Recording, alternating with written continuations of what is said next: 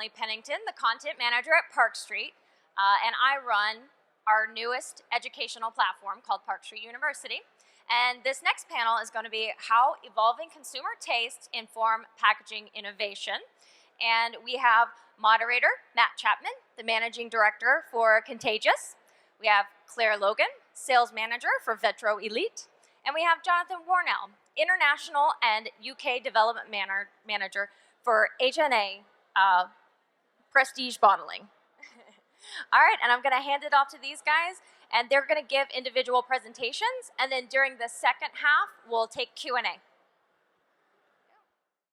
Okay, so Contagious, I'll talk a little bit about us to start with. We're an agency from the UK. We've been around. We actually just celebrated our 18th birthday. We had an incredible 18th birthday party just the other week, which was great. But we design and deliver experiences for drinks brands. Being based in Edinburgh, is a hotbed of whiskey, and that's where we started 18 years ago, working with whiskey brands. But we deliver what we call experiences. Now, experiences in our eyes are things like ambassador toolkits. That's one for Ardbeg there. Brand homes. We have an interior design section that create brand homes, which alongside distilleries. Brand academies, a lot of education for bartenders, on and off trade actually, and also consumers. Trade advocacy programs going into the on and off premise. Retail and POS materials. So if you're in the off or if the off-premise or GTR elements in there, trade shows, pop-ups, social media and comms, all those kind of things we call experiences, brand experiences. Every time a consumer has a touch point with your brand, that's what we call an experience. On top of all those experiences there, packaging for us is probably one of the most important chances for a brand to talk to a consumer. And that's really because you can see here, from our experience, TV commercials, you only get 30 seconds generally to spend with a consumer. Social media, you maybe get a little bit more once you start getting the conversation going, can go up to maybe 2 minutes, maybe more over a period of time. Retail, generally only 3 to 5 minutes. Trade show, like you'll know today, maybe you'll browse 10 to 15 minutes, you'll go back. Brand home, obviously you're going to make a visit to a brand home, so you might spend half a day, 2 to 3 hours, half a day, maybe a little bit longer. And then an academy, a special academy, if you're invited along, maybe that's a bit longer, half a day to even a day. Difference with packaging, it pretty much, that communication lasts for the entire lifespan of that product and sometimes beyond, and we'll go on to that.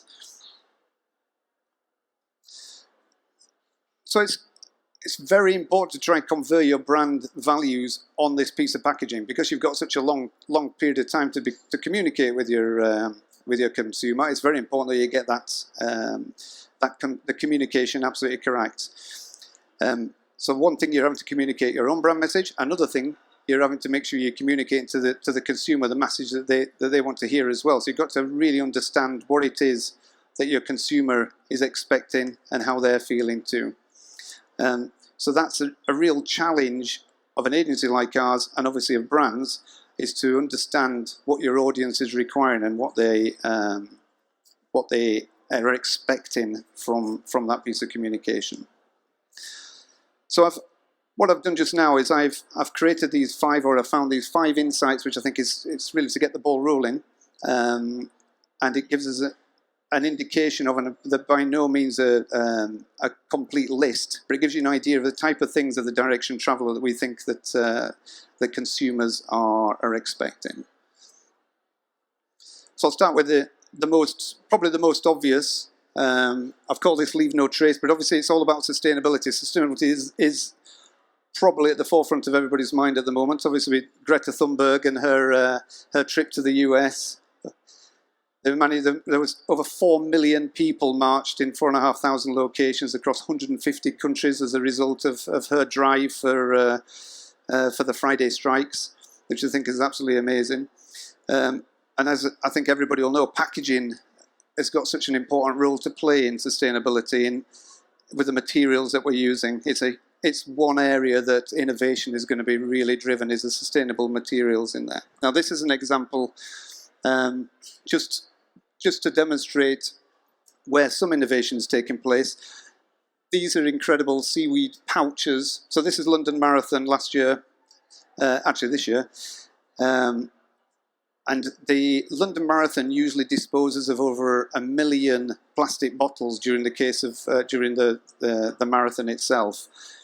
So this year, a company called Skipping Rocks Lab, they created these lovely little seaweed pouches and handed out these energy drinks to all the marathon runners. And by doing that, they managed to save 200,000 plastic bottles through the course of the marathon. So that you can see how just by doing a simple change of materials, being a little bit more innovative, it's saved 200,000 plastic bottles from the streets of London, which I think is really incredible. These are made from a material called nopla, which I think is just short for not plastic, really. But they're made out of seaweed.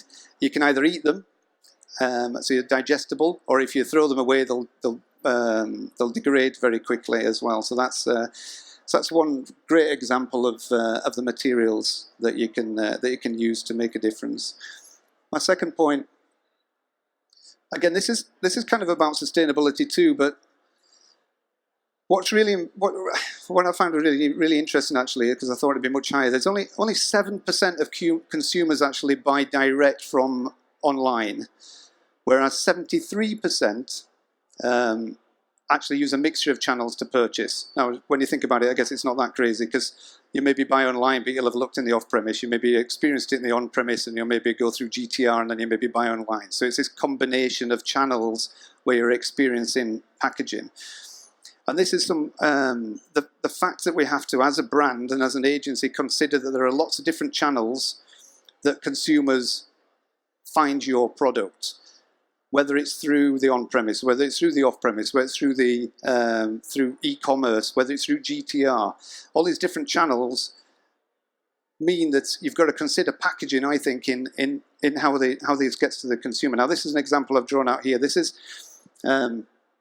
Heppel Gin, they're a Northumbrian gin company, and a friend of mine, Nick Strangeway, who creates this gin. But Taylor Elementary, which is a new pretty cool bar in London, have asked for all their brands to be supplied in jerry cans, and they decant all the brands supplied into their own packaging. Now, they get a shout out on the menu, they get a shout out on the bottle, but their back bar is made up of totally their own bottles. There is no brand presence at all, other than on menu and other than on this small packaging here. And what Nick has to do is he has to supply them in these jerry cans here. So there's a difference in how that's been supplied and how your brand's getting across in the on-premise in this kind of scenario, compared to, for example, so that's probably you're trying to consider the waste and the energy reduction in supplying your packaging in that way. Whereas in the off-premise, obviously your packaging is it's an immediate reaction from a consumer, so you have to think about the attractiveness of that packaging in the off-premise. E-commerce, you've got to be thinking about the protection. You don't want to have a bottle arrive or a spirit arrive and it's been broken in the post, so you're thinking about different things again. GTR, different again. You've got to think about the portability. You don't want to be left alone in the GTR because people can't take it with them. You need to be thinking about how people are going to take it through, how consumers are going to take it through to their destination. So I think that's another point, is always thinking about the appropriateness of the materials depending on the channel. Third insight, or kind of trend, connectivity. Now, this is definitely a way that obviously a lot of packaging, not only packaging is going, but a lot of communication is going. How do you connect? There's an ability to connect through technology a consumer with your product. With obviously some of the areas we were talking about earlier about running education programs and academies where you can bring people to your production facilities, but not everybody can do that. So using packaging as a way of telling your consumer an extra level of information is really important. It opens up a great channel of communication with your consumers. This is quite interesting. So Cisco forecasts that there'll be 50 billion devices will be on the Internet of Things by 2020. That's only next year. 50 billion devices will be connected to the Internet. That's incredible. So obviously technology is shifting from brands to consumers. Consumers who can access about business and their products more easily than ever. So you've got to think about what that communication is going to be. You've got to make sure not only does it give you the opportunity to talk about your brand and maybe the production. But you've also got to make sure you're completely transparent. Consumers can find out about your brand easier than ever. So why not take the lead in that and use your product, your packaging to actually tell people about that. Let's start there. There's a global smart packaging market is set to grow 5.5% over the next decade to reach $52 billion by 2025. So an incredible growth in this area. Yeah, but this is 19 Crimes as an example I've put up there. I don't know if anybody knows about 19 Crimes. It's been around a few years. This is an Australian wine company. They had a range of 7 wines. They called their range 19 Crimes. Now this was because of obviously the way Australia was generally populated was through criminals from the UK were deported to the US, and they were deported because there was 19 crimes that if you committed, rather than sentenced to death or put into prison in the UK, you were deported down to Australia. I thought it was quite interesting. One of these crimes was impersonating an Egyptian. Apparently that was you ended up in Australia for impersonating an Egyptian. Thought that was quite interesting. Another one was stealing fish from a pond. Obviously you're heading to Australia if you do that. And another one, counterfeiting the copper coin. So I think those 3 things, one or more of these 19 crimes, you end up in Australia. So I thought that was quite interesting. But what these labels do is really, you download your app, you can hold them up to the label, and it starts telling the story of the 19 crimes as well as the extension of the range as well. Very simple application, really simple to download. According to Samantha Collins, who's a director at Treasury Wines Estates, who these wine ranges from, this has resulted in a growth of 60% in volume and 70% in value for this range of wine. It's an incredible result because of that. Fourth one, authenticity. As an agency, we work an awful lot in some high-value products, specifically whiskey. We worked on a Curaçao, which is 1960, which is now worth over £100,000 a bottle. Gordon MacPhail, we have some of the oldest whiskey there is now worth £30,000 to £40,000 a bottle. So what we're seeing as another trend from not only consumers, but a result of some of the value of these liquids is how do you prove the authenticity of this liquid? We've got companies like Authentics, which are really pushing the boundaries here. They're doing things like, that's Authentics there, they're doing things like self-destructible seals. So as soon as the seal is broken on the top of your bottle, it can never be replaced, so you can tell that it's been tampered with. Machine-readable labels, things like downloadable apps, so that you can automatically see with a scan of your bottle whether it's been tampered with and it's a real thing. And through smartphone authentication as well. So again, linked to an app. Something that's really interesting, not necessarily going to work with whiskey, molecular markers. Now this is an incredible piece of technology where they're inserting markers into the liquid, so you can tell by scanning whether that is the authentic liquid. Obviously, if you put that into whiskey, it's no longer whiskey, but it will work with other spirits and other liquids. Also developing things like security inks, where you can tell by the makeup of that ink that that's only the one compound that this particular company and this particular brand will result. So you can get bespoke inks on your label, so it's obviously authentic. Really interesting development as well, but obviously more for the higher end product. Personalization. This is the final one of my insights here. Johnny Walker have obviously captured a bit of the market here with being able to personalize bottles. So you connect online, create your own label. Brilliant for gifting.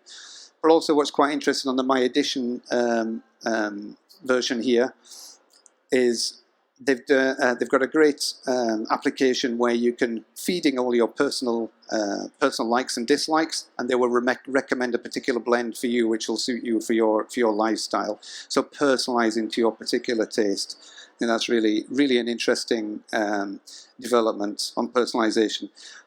And actually, I think what I've said here, consumers who have actually been proven to pay 20% more for a personalized product, so something that connects more with you. People will pay more for that, so that's really interesting. So really, my challenge and as an agency, what we're having to deal with all the time now is try and tackle all this drive of direction. We've got to be mindful of materials, make sure the material is really appropriate, channel appropriate, make sure that we're designing for the particular route to market. we're considering how they connected the product packaging in and making sure we're taking advantage of that ability to be able to bump the communication up. Protected from copycats. Obviously, the authentication is very important, and personalisation, which is a great opportunity for us as well. Hi there, so I'm Claire Logan, and I work for Vetroelite. So Vetroelite are an Italian glass company, and we predominantly serve the wine and spirit markets worldwide. So we have a full catalogue of standard bottles. We work from small companies right up to multinational companies, and we effectively embark on a journey with our consumers when it comes to them launching their brand and putting it into packaging. So I just want to start off with, probably in my experience and over the last 10 years or so, you had what we'd have is basic stock bottles. So a brand would pick one of these bottles, very simple, and they would label it, and put their own mark on it. Now, these brands that I have up here are from all over the world.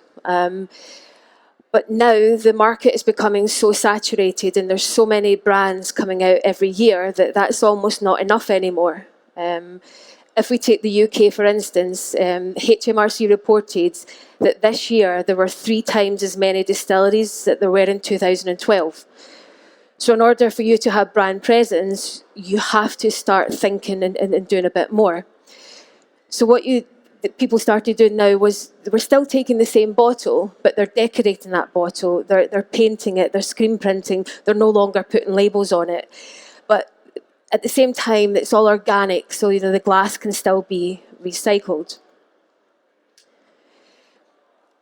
Then we started to witness the evolution of brands that were already established, that had been on the market for years, that they had brand following, that they then had to start to diversify their products. So they're bringing out more and more products onto their range, but they're having to change their bottle in order to have that shelf presence again. So they would take their existing bottle and they would invest time, money and resources in order to personalise it a little, so put their brand name or a logo or whatever they wanted. And now we've got brands where it's almost a complete transformation. So they're starting off on a stock bottle, but now they're completely premiumising this. So they're going completely different, they're going bespoke, they're decorating, that's got hot stamp on it. It's the customer wants more now. And these bottles, they don't just drink the gin. These bottles are kept and they put candles in them, there's flowers in them. It's almost more important what it looks like versus what's inside it now. They need people to pick it off the shelf so that they will then go ahead and taste it and have that brand loyalty. And in my market in particular, I work in the United Kingdom and Ireland, but we have brands now who are immediately going to buy a bespoke bottle. So they're going to invest money, time, resources, and they want something that as soon as it's released, it's different. No one else has this bottle. It's theirs. And it's from 9 years ago till now, this is now becoming more and more common. So at Vetroelite, we will happily work with brands that want a stock item, or we will develop bespoke bottles.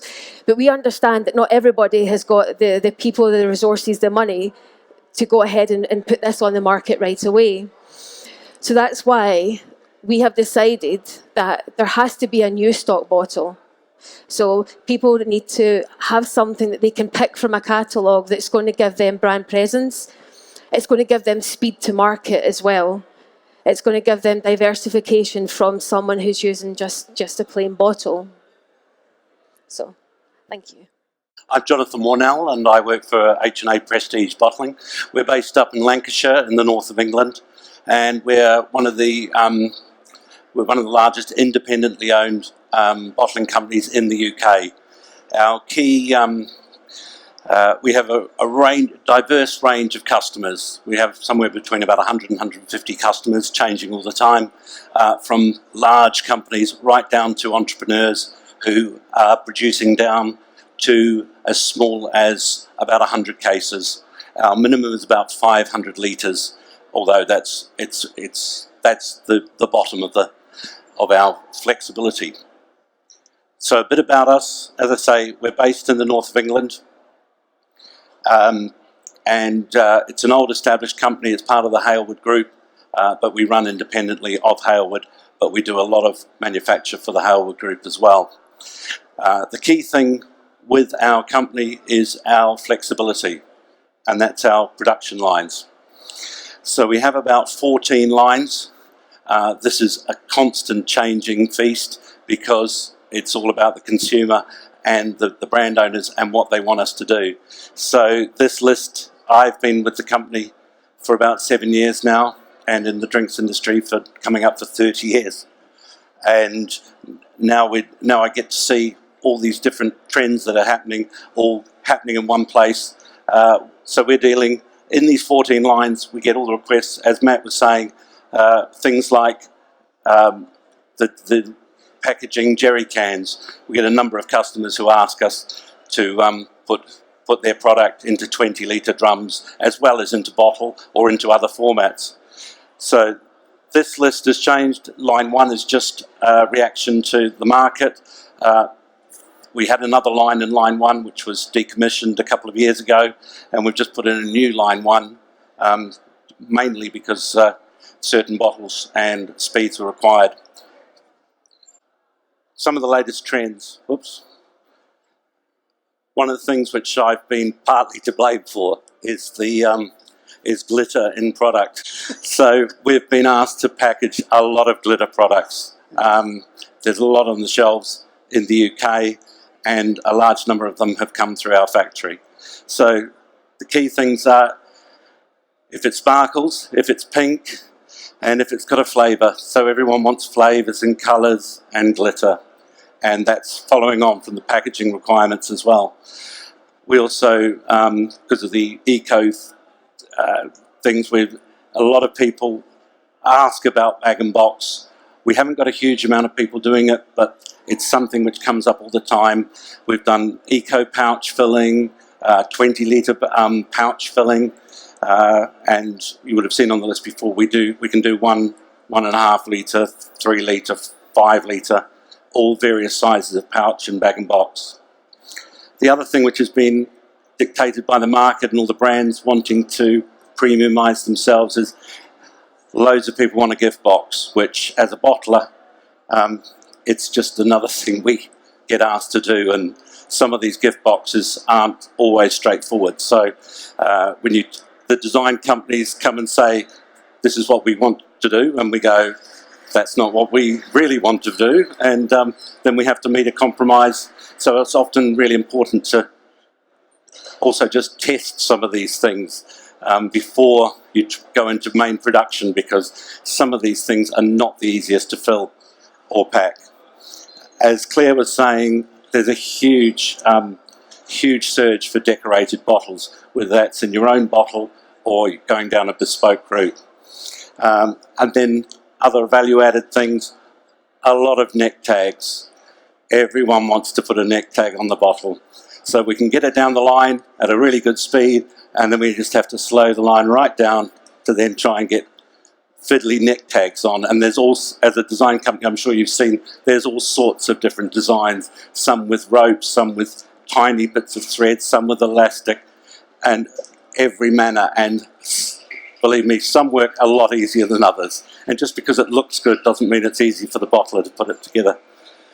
So we said ship to bespoke bottles, which Claire's covered over. And then the key thing about those 14 and 15 lines that we run is the need to have all different sizes. So about 2 years ago, 2 to 3 years ago, we suddenly saw this huge trend towards everyone wanting to add a 20 CL to their portfolio.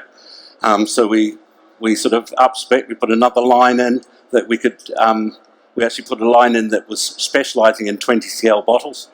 That line has now been replaced again, because the market seems to have gone back to, in our experience, miniatures.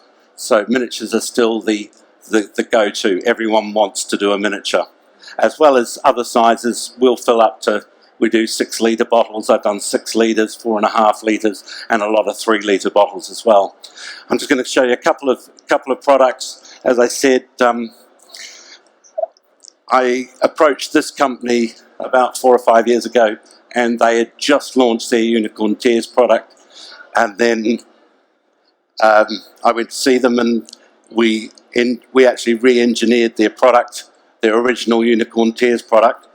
I'm not responsible for the design. All we did was we re-engineered the liquid, and we put glitter in, as opposed to the they had flakes in it before. We can't run flakes. It's a difficult thing to add and produce safely, to make sure that, because you've got to, at least these products can go through filtration. So this company is now up to about 20 different SKUs of all ranging size. They launch a new product all the time, which they generally, all of these are screen printed bottles, and trying to make the most of the glitter liquids that are inside. I mentioned about bag and box. Pinkster, this was launched about 2 years ago, I think. So Pinkster, we fill a range of sizes for them, and then they asked about bag and box. They originally spoke to me about this at Imbibe 6 years ago, I think, and finally we got it. They finally got their bag and box to market about 2.5 years ago. Talking about the small entrepreneur, this is a story about a customer I met about 6 months ago, and they've gone through an interesting journey. Husband and wife team, both worked in the corporate world in marketing, and wanted to create their own gin. So what the route they've gone down is, as Claire was saying, they went for a off-the-shelf bottle, because they're going to start small. They were going to start with about 1,000 bottles. So they've got a very intricate, they went to a number of decorating houses for bottles, and a lot of them said, no, we can't do that, no, we can't do that. And it may seem quite simple, but decorating over the neck of that bottle is quite a skill for any decorating company. So they've come up with a lovely product. It's got a top strap in gold foil. The other thing that everyone is pushing us for is to remove plastic, the smallest bit of plastic on the tamper evidence. Nobody wants to put it. Viscose, I think, do a product which is decomposable, but we're still putting them on a lot of products, but I'm sure that the technology will come a long way, and we'll get there with a seal that works. So we did about 200 cases, just over 1,000 bottles for this customer on their first run. They've already booked their second run, which is going to be in November. But a lovely gift box as well. And this husband and wife have actually put this distillery as a part of their house in Ealing. It's actually built on the side, which was their utility room. It's been turned into a distillery. So the other thing that I helped them a lot with was their HMRC compliance, and the things they didn't know about when they first set up the distillery. Another project which was launched a couple of weeks ago was Highclere Castle Gin. I spoke to these guys nearly 2 years ago when they came to me and said they wanted to produce in the UK. At that stage they didn't have a distiller, so I sorted that for them, found them a distiller, and we launched this product officially about 4 weeks ago. A bespoke bottle, very, very simple bespoke bottle. The colour was a real challenge. That took months, and it's fully decorated on 4 sides, plus it also has a neck tag.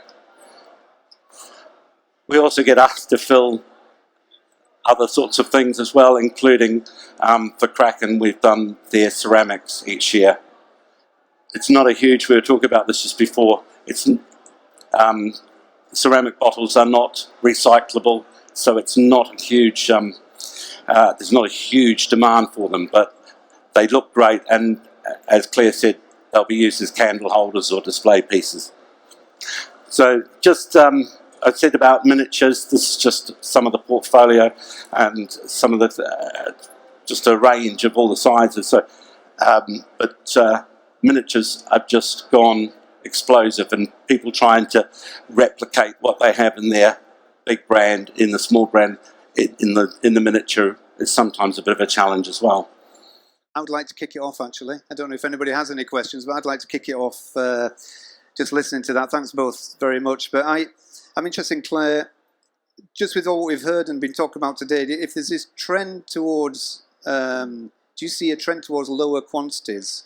And do you think, does that result, obviously, or it probably does result in a much higher unit cost? So are you seeing your MOQs reducing because of that? Yeah, and I would say as a company we had to reduce MOQs when it came to decoration because, brands had, a Christmas gin or a special gin that they were releasing that, the botanicals were only made at a certain time during the year. So, they didn't want 10, 15, 20,000 bottles. They maybe only wanted 5,000 or 3,000 or a pallet. But at the same time, they had to make that bottle look almost as good as their stock bottle. So we would then see, the MOQ reduce for decoration, but the unit cost was going up. But that's a trend that for the last few years it's been on the increase for sure. So do you think that's almost having an impact on your business model then, isn't it, as a company?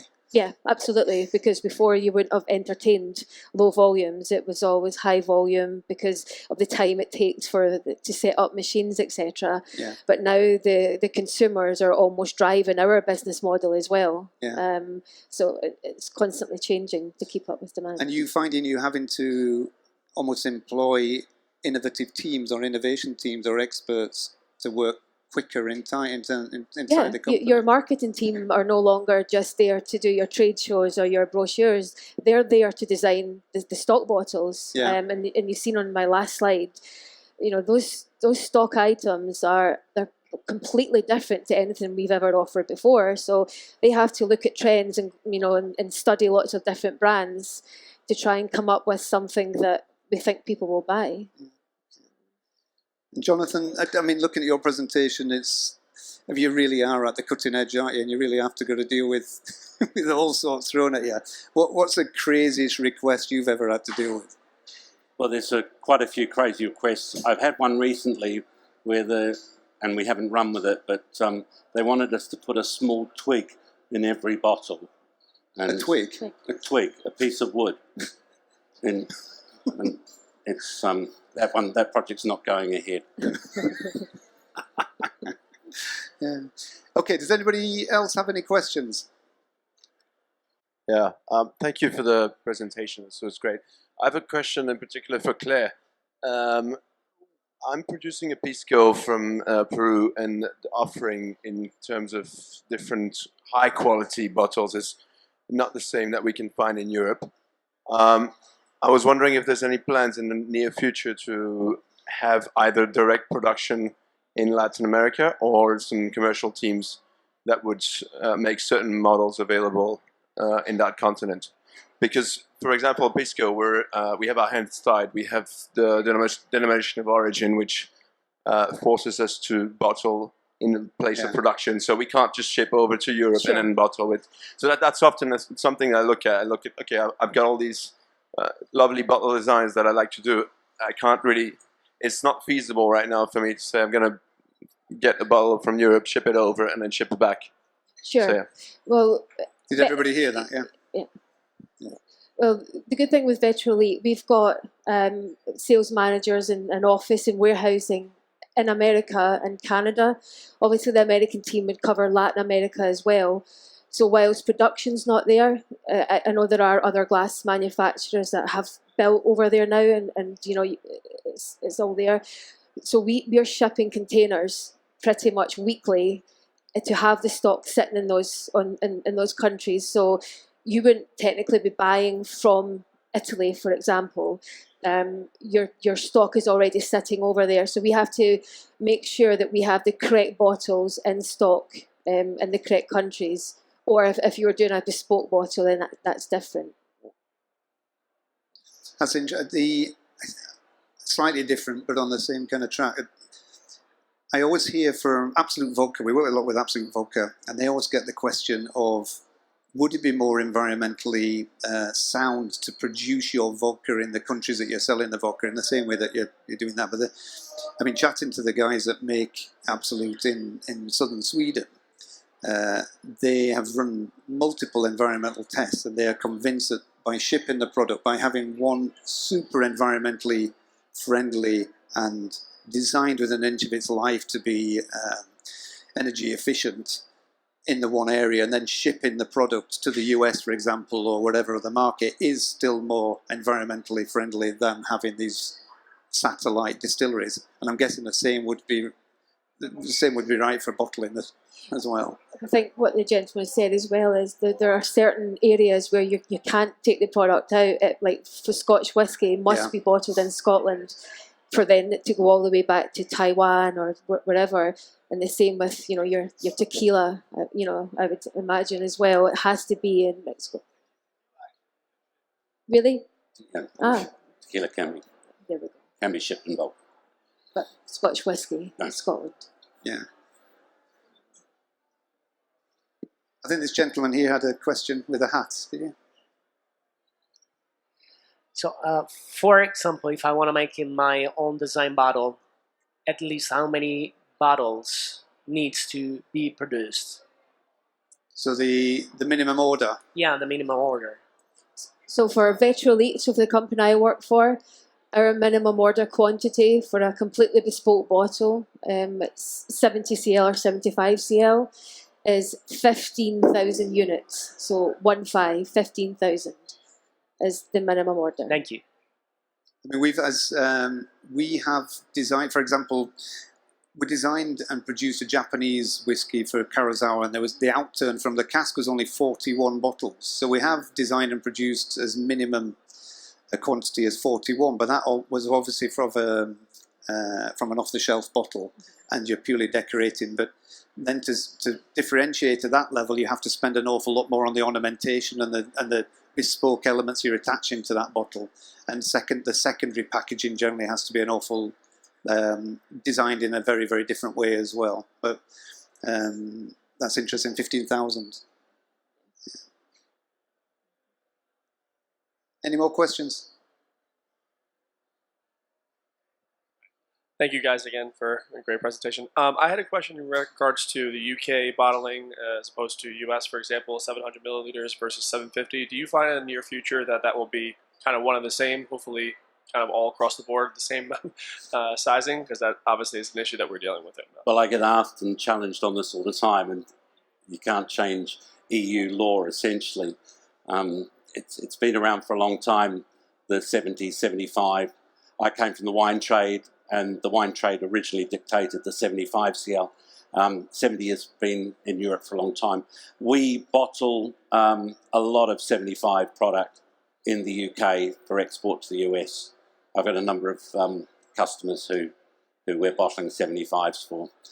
And we've had quite a lot of development bespoke bottles where the client has worked with the glass manufacturer to see if they can come up with a bottle that's has the smallest tweak. The one thing I didn't say in my presentation is one of the biggest costs when you come to a bottler is bespoke change parts. So if a bottle requires tooling for both 70 and 75, sometimes doing some extra work in that design stage can make a big difference. Interestingly, the Highclere Castle product, I think it's 15 millimeters higher and just a bit more, a little less glass in the 75 to the 70. So they've got around it that way. I don't see any change. Not that I've heard. I mean, it is a nightmare for design as well. I mean, certainly with aged products, with a lot of whiskies we produce, if you're producing 70 and 75, the fill level can be a bit of a nightmare. If you're trying to use one bottle and you've obviously got your 70s down here, 75s up here, your consumer expectation is they feel they've been done with the 70.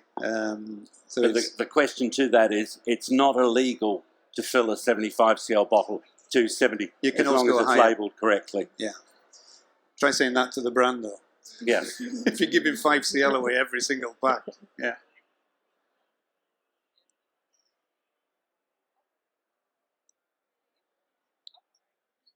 Hello, good afternoon. Just a question, do you see any alternative coming in the future for a replacement for glass? You know, it's all about sustainability and innovation in the actual materials that are used. Is it always going to be glass?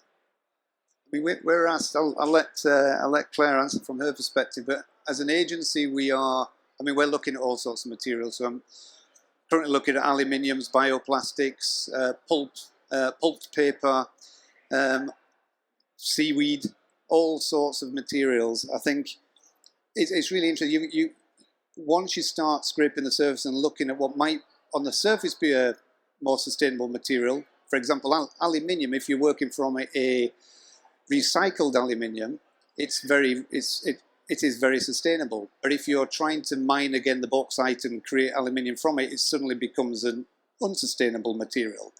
So you've got to be very careful that we don't jump from one area thinking it's more sustainable than others, and actually all you're doing is you're mining fossils a hell of a lot more than you were in the first place. So but yes, we're being asked to be very creative with a lot of the materials we use. I mean, but bioplastics is very interesting, and the pulped paper with the new technology with vacuum formed pulped materials is very interesting.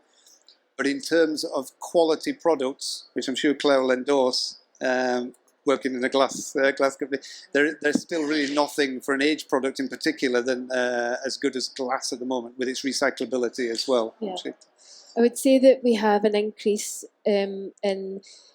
Usually we work a lot in white flint glass, which is the clearest glass that you can get, with only a very small percentage of recycled glass or cullet added into the mixture to make the new bottles. I would say we have more and more where we're putting 30, 40, 50% of recycled glass back into the mix. And I would say that's one of the newest and latest things that we're doing, but I don't see a massive change from glass, given it's already recyclable as well. Certainly not in premium products. I mean, I think FMCG products is obviously, there's going to be a massive push for different materials, I think. But with premium products where you want to feel the weight, have something sitting on your shelf, glass is still, other than the furnace and the energy in creating the heat to melt the glass, it's still a very sustainable material. So I think there might be a lot of innovation in the actual the energy and of how we create or we fire the ovens to reduce to molten the glass. I think there'll be a lot of innovation in that.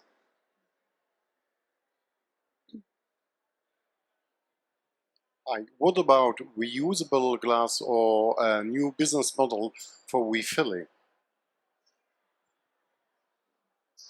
Yeah, I mean, as we saw with the on-premise, I mean, this is not a new thing, and obviously reusable glass is something that we're resurrecting really from years gone by. I don't know about Germany, but the UK, everything was handed back. All the bottles were handed back, and they were refilled, and you ended up with a 6th generation bottle. You couldn't see what you were looking at anyway. But there is definitely a drive on the on-premise to refilling, to them having, as I pointed out with Teo Elementary, and Ryan Chapman has done it with the Lion Group for years, is decanting into their own bottles and reusing. So yes, I do think there's going to be a drive for that. In the off-premise, I mean, we're already seeing a trend towards getting money back, I'm looking at a big program in the US at the moment, because recycling glass is very difficult to do in the US. But I'm looking at a program about bringing bottles back. Bring one back, you get money off in the off premise. So there is lots of these initiatives starting to go on throughout the world. Yeah, and brands are leading governments in countries that aren't necessarily going to do it. So I think we'll see a lot of that. Yeah, I have some customers in Scotland where you buy their bottle of gin and then you return the empty bottle to them and they will refill it at a discounted price. Not necessarily great for me because I sell the same amount of bottles, but it's encouraging the customers to continue to use that bottle for as long as they want, effectively. Okay. Any more questions? All right. Thank you very much for coming. And thank you very much to Jonathan and Claire for joining me. Thank you. Thank you.